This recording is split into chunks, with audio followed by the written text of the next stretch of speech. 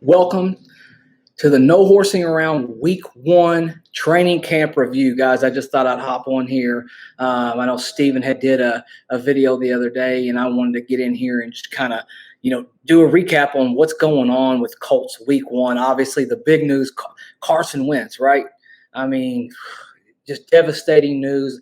I feel like life as a Colts general manager and a Colts fan, when it comes to quarterbacks, post Peyton Manning has just been brutal in some ways. Still waiting to hear on the final results. My estimation is that he's going to miss the rest of training camp. And this was a big training camp for him. Him and Frank Reich getting back on the same page, learning this team, learning his line, all of that good stuff. But it looks like we're not going to have him. So it's next man up, Jacob Eason. Obviously, we signed Hundley the other day just to bring in a camp body. I don't think that at the end of the day, I think if we're going to play anybody week 1, I think Eason's job is pretty secure if he has to go into the regular season. But there's a lot of things and a lot of dynamics and a lot of unknowns right now. I mean, we just want to get some good news as Colts Nation. We just want to get some good news, right? We want to get some news, especially here at No Horsing Around. We want to hear something about, hey, it was better than we projected. I've reached out to a couple of my contacts, some people who cover the Colts, and it's a wait and see approach. My understanding is that we'll find out sometime Monday. I don't know if that's before practice, after practice, if there's going to be a separate press conference. It's either going to be Ballard or Reich. I don't know who's going to speak on that. But we'll hear, I think we're all looking for a calming voice. We're all looking for, something positive and a good way of looking at this team. But if we want to look at some positive things, I think we really should just kind of dive into, what this training camp has been like. Because it's not just, this is an Indianapolis Colts, right? It's not Carson Wentz Colts. We need to understand that we've got a team built to win. Yeah, it sucks. It really does. I mean, there's no way around that. There's no way of looking at this and saying this doesn't matter, because it does matter. In the NFL, anybody who watches, whether you're a novice fan or you're a diehard fan, you know that the quarterback runs the machine. But when it comes to that, I think the overwhelming sentiment I've gotten, I talked to George Bremer the other day briefly, and I said, give me a name. Tell me somebody who has really, really, really stood out to you so far in training camp. And the name I heard from him, the name I've heard, on print, just reading Kevin Bowen, has been Bobby Okereke. He's the guy. He's the man so far that's really just kind of dominated camp. There's been some other flashes. I've heard Marlon Mack has had a really, really nice camp, kind of destroying that second unit when he goes out there and gets them. Nice to know that Marlon's healthy. He's ready. He's available. He's been another guy in the past that's had some trouble with keeping his body right as far as that goes. So some flashes from Mike Strahan. I think he had a nice little video out there where he beat the DB off of a fresh, clean route. That looked really, really nice. It looks like there's going to be a little bit of a battle. I predicted that Sam Tevy would not be the starting left tackle if Eric Fisher's not ready to go week 1 regular season. Right now, it looks like Will Holden's going to have the job unless he loses it in camp. From my understanding, Kevin Bowen says it looks like they're going to give him 2 days apiece to kind of go in there and give him a real look with the number ones. But on the depth chart, the sentiment in the room is that Will Holden is going to be the starting left tackle unless he gets beat out in training camp. Right now, he looks to have the edge as far as that goes.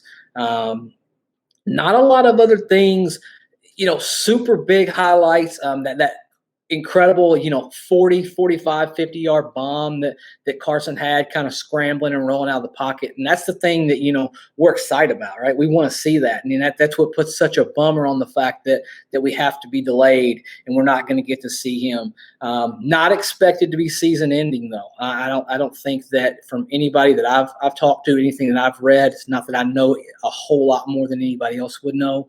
But it doesn't appear that it's a season-ending type of injury. They're just trying to get a real good gauge and a real good timeline.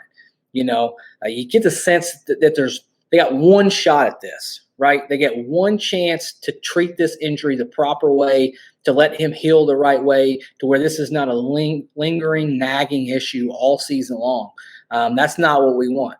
We are definitely in win now mode. I mean, if you want to hear it from the top, Jim Irsay screaming that this is a win now football team. He thinks this team is, ready for the next threshold. They're ready for that next step in the playoffs, winning a game, pushing it, competing for a world championship, a Super Bowl. Another guy who looked really good in day 3, Kwity Paye. He just whooped Sam Tevi's ass all day long from what I could tell.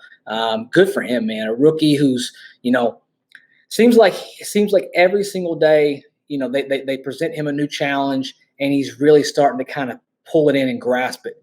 By the third day, he had already started putting things together and really showing his physical ability. He has such a good balance and just a good work ethic. I mean, this guy is gonna probably be a very solid edge rusher. And a guy I'm really happy for is Kamoko Toure. It sounds like he's had a really good camp too. Kamoko is just, we all know it's not about talent. It's about health, and it's about being able to be on the field, right? And I think for Kamoko, I love hearing that, he is getting back to form where he was supposed to be. We all know in that game, in Kansas City, last play of the game where he gets that brutal injury, he dominated that game. I mean, he looked like a guy that was ready to take the next step. And then he had that major setback with the long rehab. Yeah, I don't think the rehab went completely great. He had another little minor surgery to kind of heal things up. They feel like they got things corrected. And I would sure say that from camp and from the film that I've seen, the little bit of film, it does look like he's trending in the upward. Another guy that I've never been really hot on, Ben Banogu, seems to be playing pretty well in training camp so far. I don't know. I don't have a great gauge. I'm going to be there next week, actually. I'm going to be out Saturday. I'm going to try to send you guys some live stuff, let everybody from No Horsing kind of check it all out. But yeah, guys, this is just a simple pop in. We want to kind of keep current with current events, and we'll know more. And when we know more, you'll know more. We're going to have a podcast. It's going to be probably a Carson Wentz-centric podcast.